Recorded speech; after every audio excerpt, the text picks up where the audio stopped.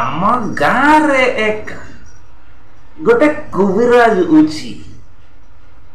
कविराज बुझुची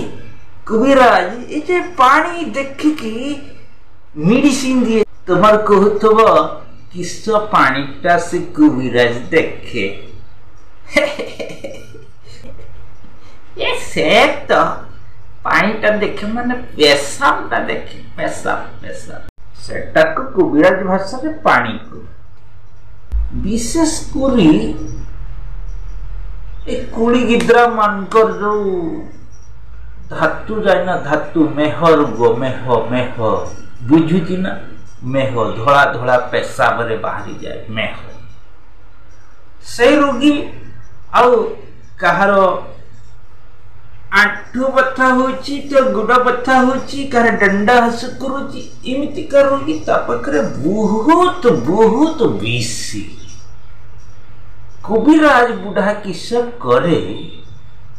पानी देखिकी मेडिसिन तो दिए आउ सेमान को कुहे टिके से रकच पानीटा पारिबु हेले पीबु मेडिसिन खाइबा को हबनी टूटा बिल्कुल भल हे मेह जेमान कर जाउछ सेमान को बुढ़ा एटा जुड़ दे को आउ जहार ए गुड हाथ गुड़ा हासु करूची बथा करूची सेमान को भी कुहे पे तुमर मेडिसिन काहे खाउछ बे तुमर से रकच पानी टाको पियो रोग भल हे जिवो आउ बथा रुखा करिवनी तेणु बुढ़ा एमती भावरे मेडिसिन दिए थरे गोटे पाठुआ साठुआ दिकुल कोटा ता पाख को पानी नहीं आसिला बुढ़ा तो पानी दिखिला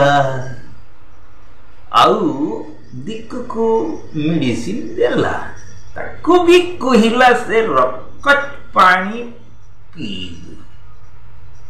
से पाठुआ नुकटा रकच माने बुझी पारिलानी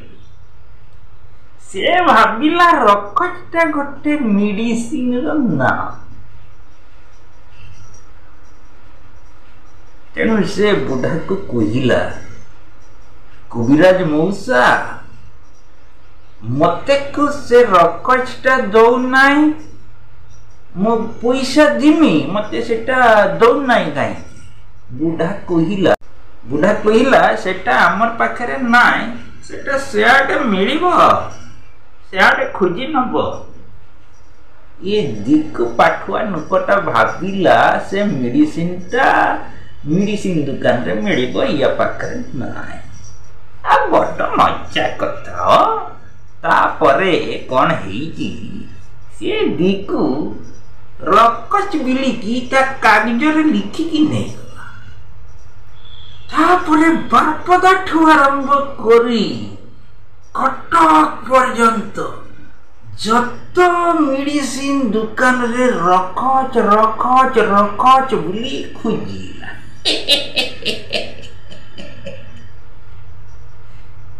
सेटा कौन एका मेडिसिन दुकान रे मिलिबा तुमर कहूची तो मु तो तुमर को रकचटा भी दिखे देली सेटा केटी रहे भी कहिली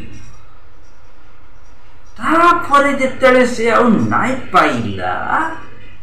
आउ थरे से कविराज बुढ़ा पाख को फिरिला कहिला मौसा से रकच मेडिसिन टा मु सबु मेडिसिन दुकान रे खुजिली बारपदा ठु आरंभ करी कटक पर्यंत गली हेले सेटा एका मिलिलानी तमे केठु आणुची सेटा आनी की मते दबो मु पैसा दिमी जेते पैसा लागिबो मु दिमी सेठु कविराज बुढ़ा ता मुह को चाहिला तापरे हुसी हुसी कहिला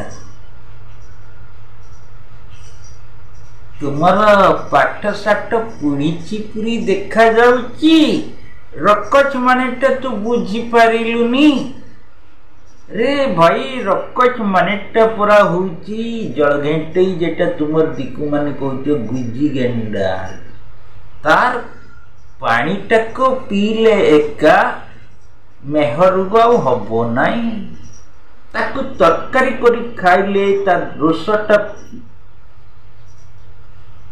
ତା ରସଟା ପିଇଲେ ଏକା ଆଣ୍ଠୁ ଗଣ୍ଠି ବାତ ଆଉ ହବ ନାହିଁ। ତୁ ସେଟାକୁ ମେଡିସିନ ଦୋକାନରେ ଖୋଜୁଥିଲୁ।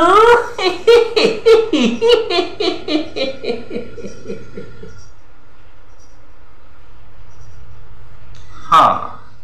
ଆମର ଗପଟା କେଁତା ଲାଗିଲା? ଯଦି ଭଲ ଲାଗିଲା ତେବେ ଏଟାକୁ କିସ କହୁଛନ୍ତି ସେଟା ଲାଇକ୍ କରିଦବ ଆଉ ଆମର ଚ୍ୟାନେଲଟାକୁ ସବସ୍କ୍ରାଇବ କରିବ। ଆମର ଚ୍ୟାନେଲ ନାଁଟା ହେଉଛି ଡେଲି ଜୁଲି। ଦେଖିବାକୁ ତୁମର ମାନେ ନଯିବ ଭୁଲି।